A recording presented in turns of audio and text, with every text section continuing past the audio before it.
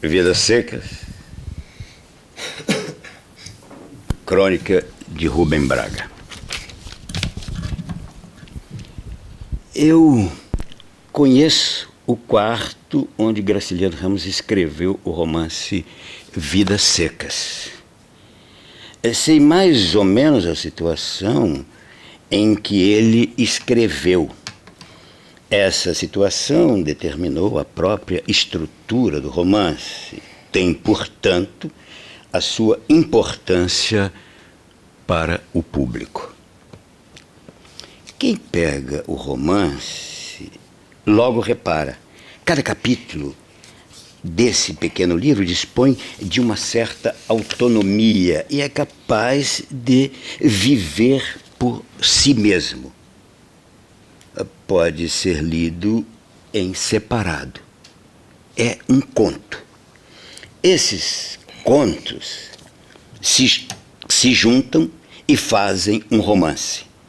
Graciliano não fez assim por recreação literária, fez por necessidade financeira. Ia escrevendo e ia vendendo o romance à prestação. Vendeu vários contos. Alguns capítulos ele fez de maneira a poder rachar no meio. Foi colocando aquilo a varejo em nosso pobre mercado literário. Depois vendeu tudo por atacado com o nome do romance. Quase tão pobre como o Fabiano, o autor fez assim uma nova técnica de romance no Brasil. O romance desmontável. Mas isso não é o que tem menos importância. O importante é o fundo desse romance. O seu grande valor, o seu grande equilíbrio. Conta-se a história interna e a história externa de um homem e a sua pequena família. E a paisagem? E a sociedade? Para ver essas coisas, o autor não precisa sair de dentro da pequena família. Começa que a paisagem para um sertanejo, como esse Fabiano, não tem apenas uma influência transcendental ou um sentido decorativo. Tem uma importância imediata. A paisagem é uma questão de vida ou de morte. O inverno e a seca. Para o senhor Rubem Braga, de Cachoeiro de Itapimirim, a paisagem é um quadro e fornece apenas informações miúdas.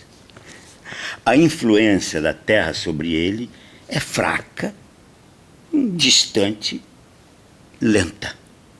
Para Fabiano, a paisagem dá ordens. Ele depende estritamente dela. Quanto à sociedade, ela está contada dentro do próprio Fabiano. É vista naturalmente do ponto de vista dele. Um patrão que rouba nas contas e dá ordens berrando. O governo, representado por um fiscal da prefeitura que dá multas e por um soldado amarelo que pisa com a sua botina reiúna na alpercata de Fabiano e o coloca na cadeia. Um patrão, um soldado e um fiscal.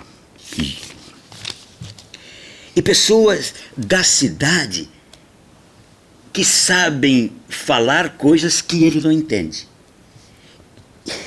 E no mesmo plano dele, outros matutos com os quais ele também não se entende. Se Fabiano fosse um operário, ou mesmo trabalhasse em uma plantação de café ou cacau, ele se sentiria numa classe com irmãos de classe. é um vaqueiro que trabalha sozinho, isolado. Tão sozinho com a sua pequena família, que quase não sabe falar. Porque Fabiano não sabe falar. Fabiano também não sabe pensar. É um primitivo. A façanha do livro está neste retrato interior de um primitivo.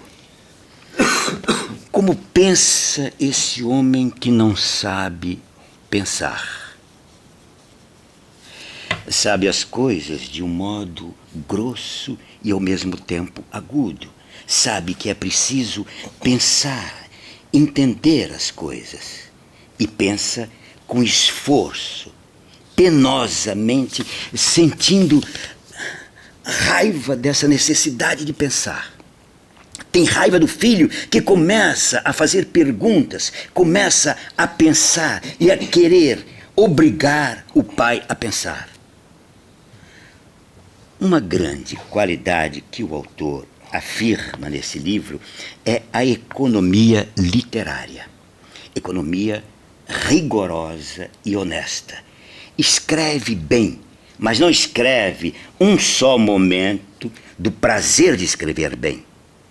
Um estilo que se pode dizer funcional. Se ele evita qualquer frase que só possa valer como frase, evita também qualquer detalhe desnecessário. Não se escraviza assim nem ao instrumento de trabalho, nem à matéria em que trabalha.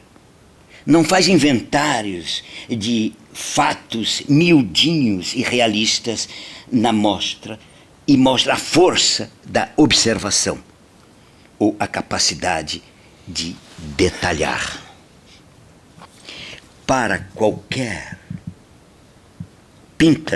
Pinta qualquer com os traços essenciais, empregando apenas outros traços suficientes para que o desenho não fique num esquema, nenhuma planta, mas sim num verdadeiro desenho. A ação de seu livro está tão bem, tão cômoda, num estilo como Fabiano, dentro de sua roupa de couro, ou um mecânico em seu macacão. Nota-se que tanto a roupa de vaqueiro como a roupa de macacão são estéticas. O estilo de Graciliano é, antes de tudo, eficiente.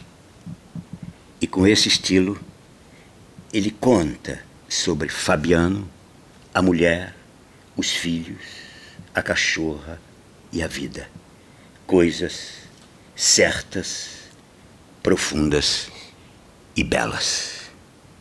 Diário de Notícias, Rio de Janeiro, 14 de agosto de 1938.